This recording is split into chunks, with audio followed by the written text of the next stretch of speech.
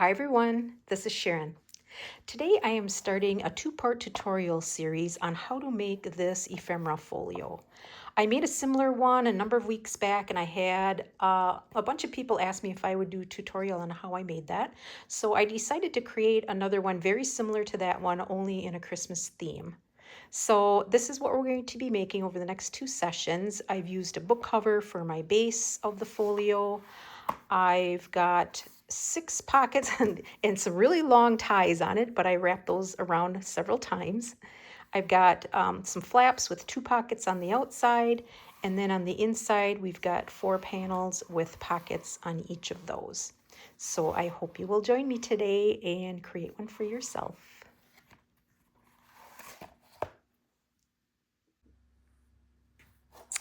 I've decided to use this beautiful old book cover for the base of my folio. This is a cover I purchased from Jacqueline at Souvenir de la France. And it's got this beautiful gold and red color to it, so I thought that was perfect for Christmas. And I also looked up the title of the book, and it is called The Secret of the Little Child, so I thought that was fitting for Christmas. I like the size of this. It's nice and ample to fill it up with ephemera. And the spine is pretty, and I want to keep that. And it's not real wide, so it's perfect for a folio type project like this. I purchased this cover and the book was already gutted, so the only thing I had to do to it was to add this piece of bookbinding tape in the center. This is a 2-inch wide tape, and I covered the spine and these creases, so it just gives it, this crease a little bit more reinforcement. You could use even a heavier paper or any kind of tape like masking tape or something like that as well. So our first step is going to be to add a fabric spine here to do some more reinforcement and to just make that spine area prettier. And so I pulled out this piece of old French ticking. I love the colors and I think they'll be perfect for this project. Now this is the front side of the ticking, and I decided to use the back side. Quite often I do that. It just gives it a little bit more aged and muted look to it. So that's what I'm going to do for this. So I'm just going to set this down here and measure. What I want to do is to extend this maybe about 3/4 of an inch beyond my spine on each side. So if I line this up with my grid, I can see that I need about a 3-inch wide piece of fabric. So I'm going to just set that here on my work surface and cut it by eyeballing. You could, mark with a pen or pencil too and cut it out that way. I think I'll turn it around like this, and then we'll cut our 3 inches.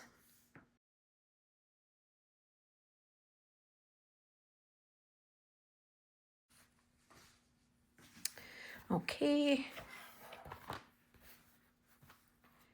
And then I just want to make sure I've got that lined up. So now I'm going to take this bottom and just line it up with the edge of my book cover to kind of see where I need to cut it for the length.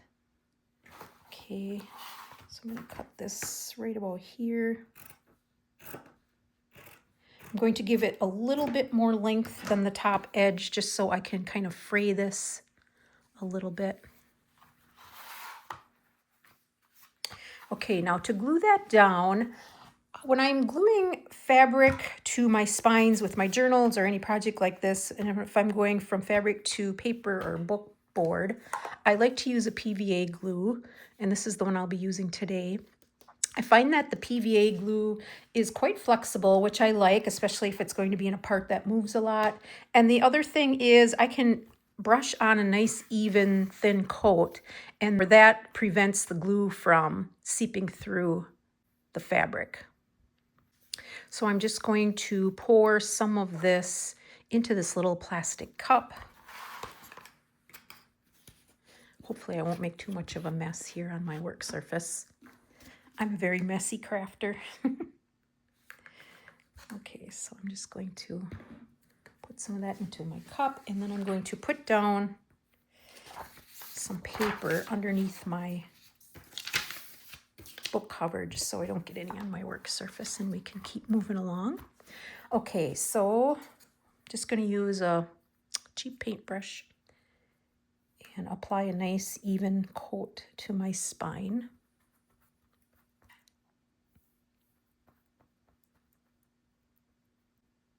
I want to make sure there's plenty along this groove here on each side.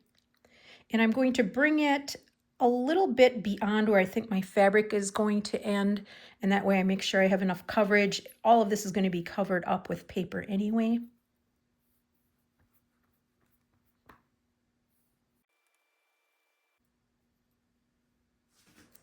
Okay, I think that's a nice even coat.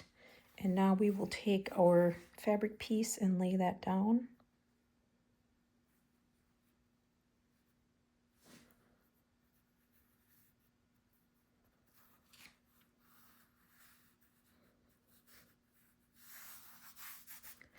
Just press it down with my fingers. Okay, we will let that dry and we will start working on our flaps. Oops, change of plans already. Before I start working on my flaps, as long as I have my PVA glue out and poured, I thought I would glue down my 2 ties, and these are ones that I'm making out of this gold sari silk ribbon. And I've already cut 2 pieces. They're each about 30 inches long. I may have to cut them down a little bit, but I wanted them long enough to wrap around a couple of times. So what I'm going to do is to glue these down to the cover because I want to sandwich these in between the top layer and my book cover. So I'm just going to slide my paper out here a bit. And then I'm just going to apply some glue onto my cover.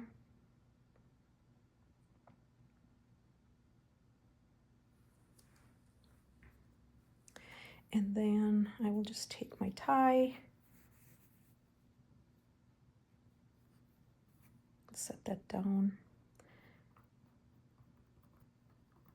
I'm scrunching it a little bit. I don't want to stretch it out full because I know when I tie it around, it's going to be crinkled up a little bit.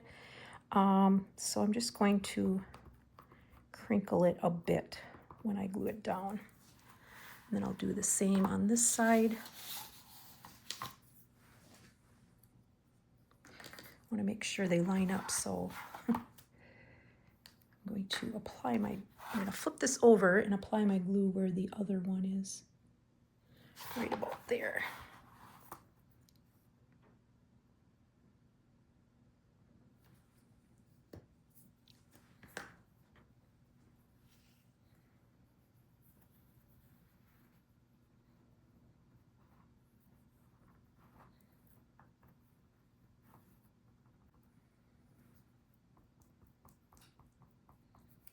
I'm just going to apply a coat over the top too, just to make sure it's nice and flat and glued down well. Do this side also.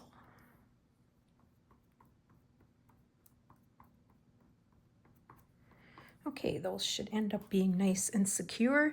Now we will let that all dry and start working on our flaps.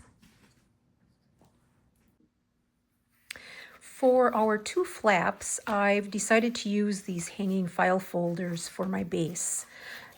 These are a really nice weight, I think, and they work well, and they've got these perforated score marks here, which we're going to use for our gusset. If you don't have hanging file folders, a plain file folder or cardstock would work fine as well. So the first thing I'm going to do is to cut this metal hanging thing here off. I already did it on that one. So I'm just going to come inside here. It's easier to work with if I don't have those on there.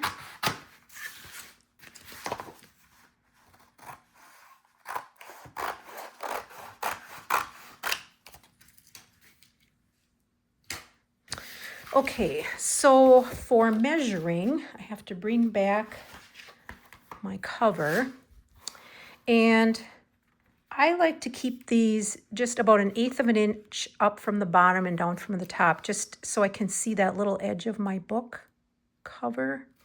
So I'm going to place this on here and mark with a pencil my top edge.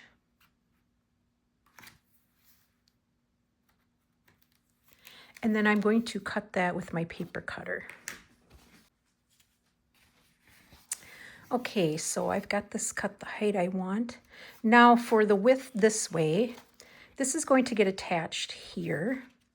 And like I said, it has these predetermined score lines on here. And what I did with my other one is I just folded along the first score line on this side of this edge and then the first score line on this side.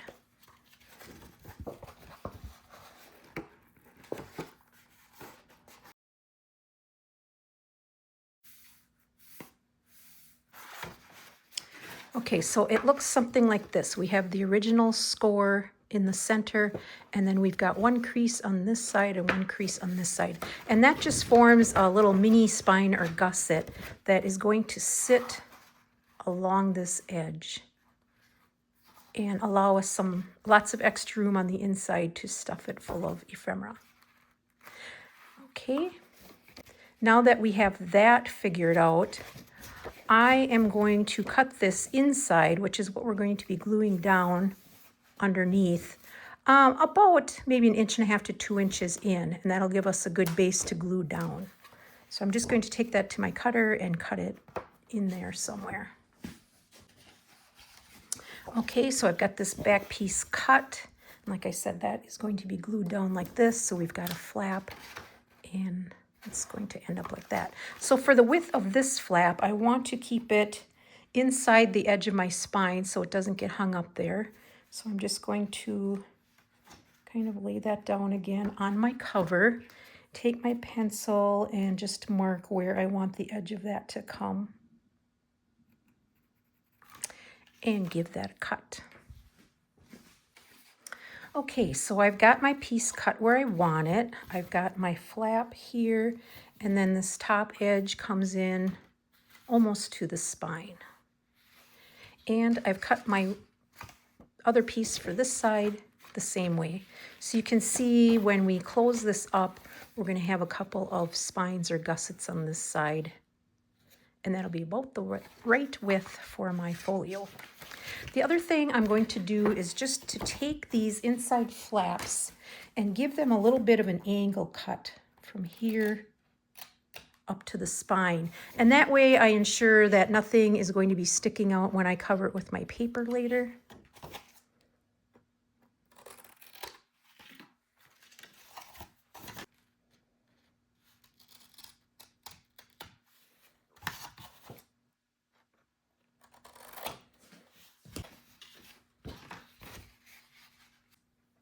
Okay, so our next step is to cover these with some paper. And I've elected to use the same old German book pages that I used on the previous folio that I made. I just love the old patina, and it gives it a nice neutral background. So what I'm going to do is to measure this again with my pencil and cut it to size. And actually, I may just cut a little bit off, leave it overhang the edges, glue it all down, and then cut around. And that way I know I've got a good fit. So what I want to do is to bring this not quite up to the edge of this spine. I'm not going to wrap it around. I'm going to cover my spine with cheesecloth later. So I'm just going to bring this edge up to that first fold.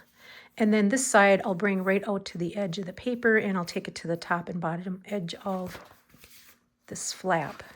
So I'm just going to cut off a little bit around the edge, and then we'll start gluing. Okay, I am going to cover this flap with a generous layer of glue stick. I'm going to get it nice and coated. My book pages are thin and fragile, so I know they're going to stick down really well to this surface.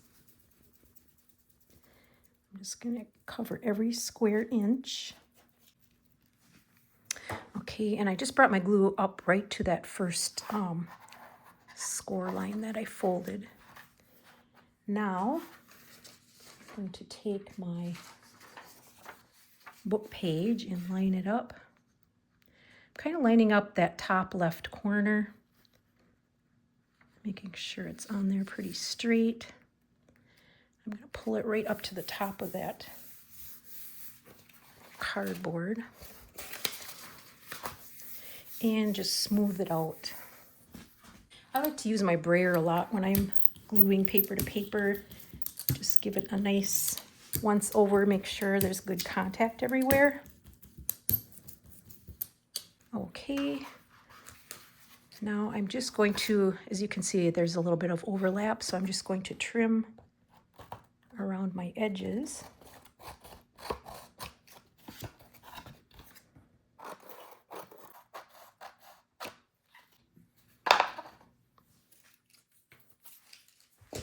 Okay, so we've got that side done, and now I'm also going to cover the back side. So I've got another sheet of that paper. Here's the one for my back side.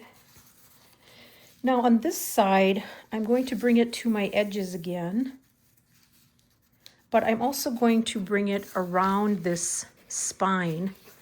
I want it to go as far as I can around the corner, because then once I glue this down, I am going to take another sheet of paper like this and overlap it over the top so that there's a continuous flow of paper coverage. So I'm going to, again, glue our flap and then put this down. Okay, so I will take my glue stick once again and glue the entire inside of this flap.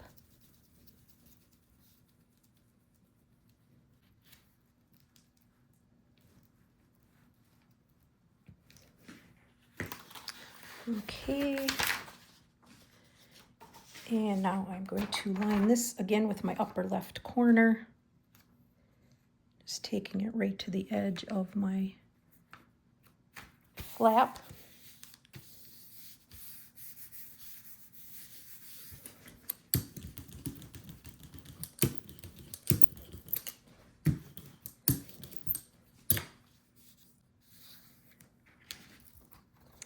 Okay, and then I just need to cut off this bottom side.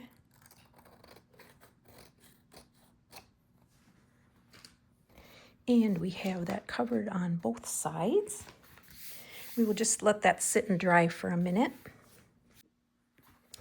Okay, I think both sides of my paper are pretty well dry now. I'd like to round the corners of this because they're pretty peaked, so I'm just going to take this corner rounder. It's kind of a medium round.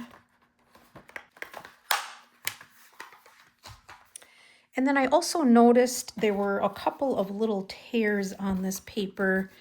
It's no big deal because they're glued down, but I just thought it was a good opportunity to maybe add a little bit of faux old tape. So I'm just going to peel a piece off my sheet here. I make this my own faux tape.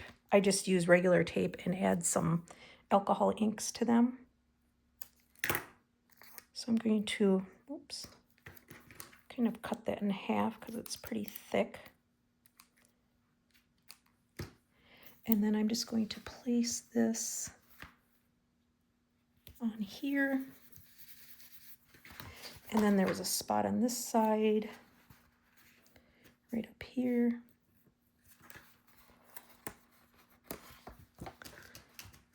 I'll just cut that off.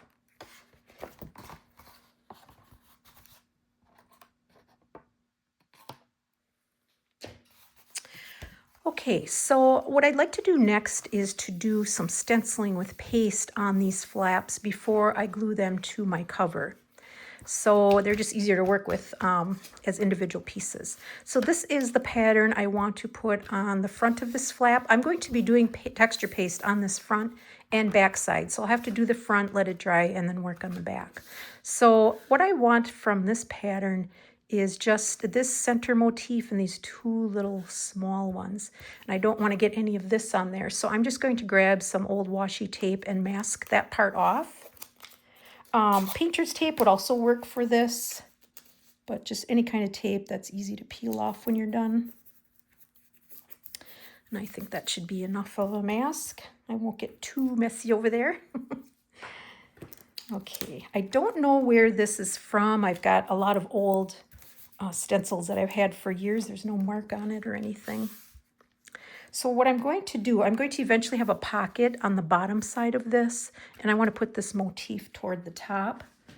So I'm just going to try to center that and decide where to put it. Now I am going to be using this Stamperia Mixed Media cream paste. This is my favorite. It's light and fluffy. It's easy to work with. It's kind of pricey, so I've already used that kind of light and fluffy spackle compound, and that works really well too.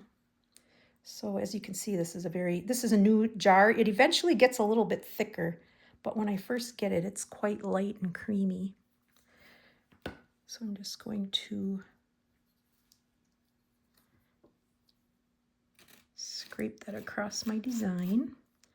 Probably could have put a little bit more on there. Hate to move it too often. I'm just using this little putty knife type of thing that I have. I think a credit card or something like that works well too. And if I've got extra, I can always scrape that off and put it back in my jar.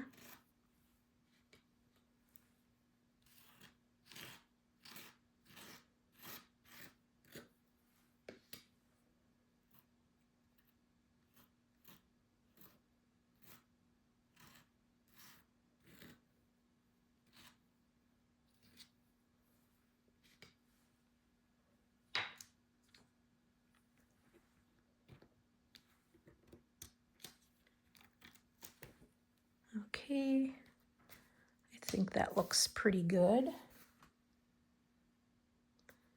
So I'm going to let that dry and then work on the other side.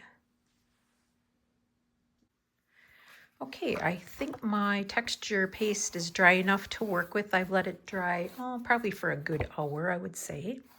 So now I'm going to flip this over. This is the inside of our flap, and I want to do some more stenciling on there. So for this side, I'm going to use this stencil, and I don't want to use the whole thing. I just want to use one of these strips. So again, I'm going to be masking that off with some washi tape. Just going to run that down there so I don't get too much of the pattern on my page.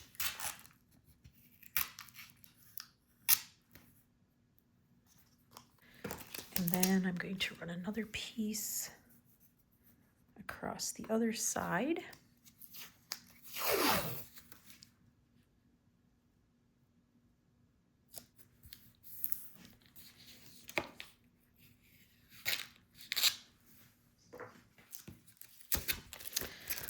Okay, so I've got just the part showing that I want to use. I'm going to fold this in so it doesn't stick to my page because it does hang over the side. And then on the bottom. Okay, I think that's ready to go. Now I want to run this somewhere in this vicinity. I want it to go underneath my pocket. I know I'm going to have a pocket down here and I want to run it under or behind my pocket, but I don't need to take it all the way down. So I'm going to just stencil about 3/4 of the way down the page. And I think I want to position it about there. Okay, I'm going to use my paste again. And I better put something underneath this.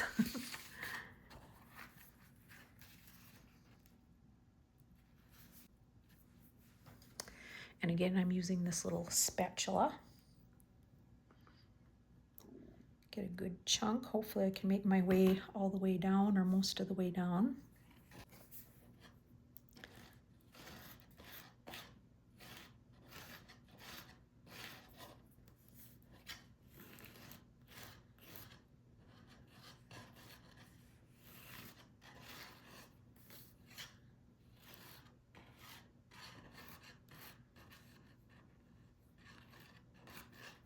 Okay, I think I need a little bit more.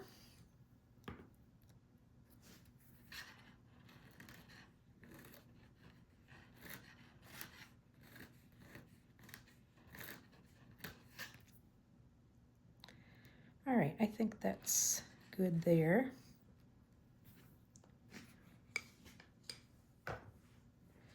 Now I just want to pull that up without smudging. Okay, so that is looking pretty good. So that needs to dry a bit before we go on to our next step.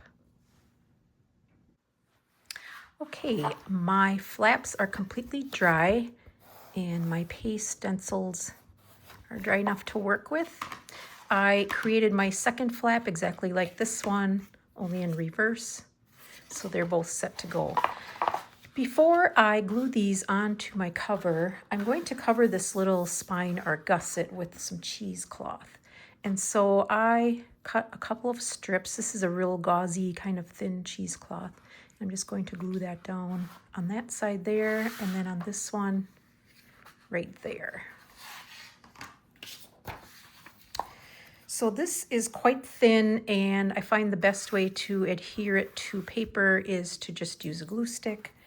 And so I'm going to put my glue on this piece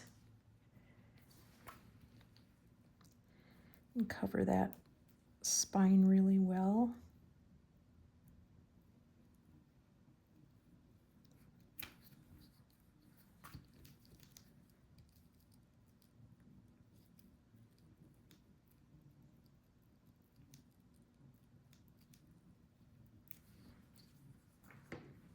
Okay, and then I'm just going to overlap this over this paper edge a little bit.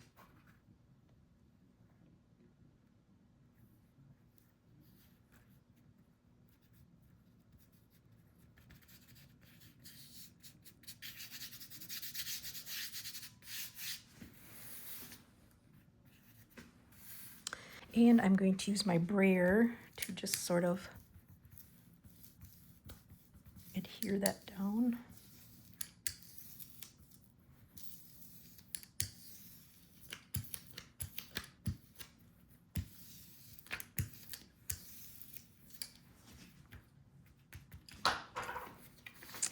We'll let that dry for a little bit and I'll work on my other flap. Our cheesecloth strips are dry. I've got them on both of my flaps. Now I'm just going to, since I had my strips longer than my flap, I'm just going to cut those off on the edges.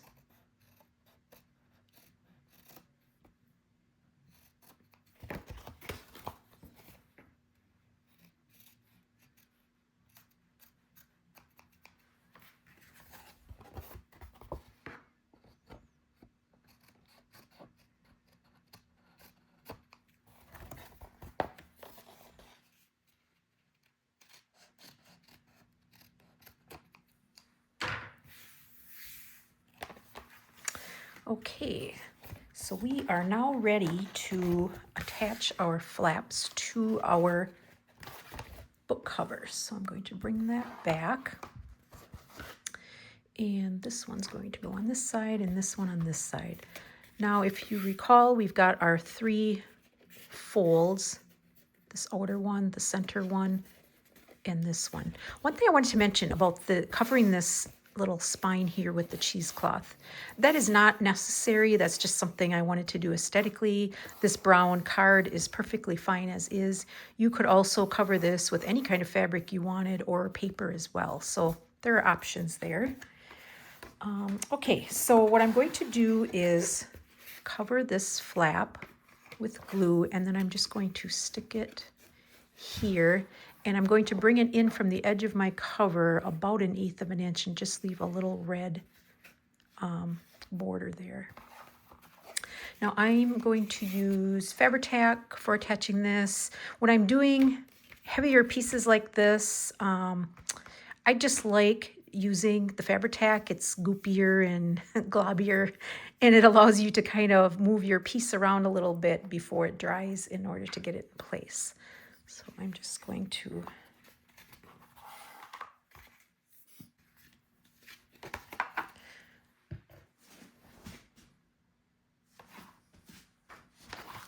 better do this over a piece of paper.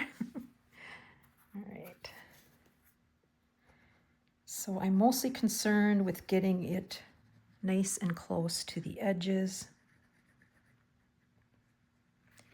I put a nice generous coat around.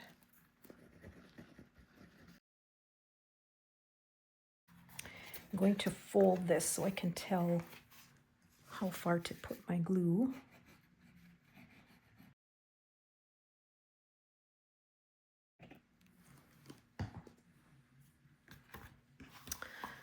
Okay, I'm going to bring my cover over.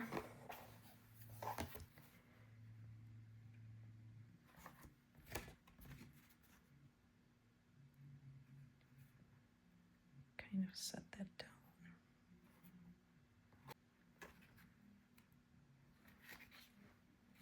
I also want to make sure that I leave a little bit of a border on the top and the bottom as well. And I am going to clamp that in place so that it doesn't move around.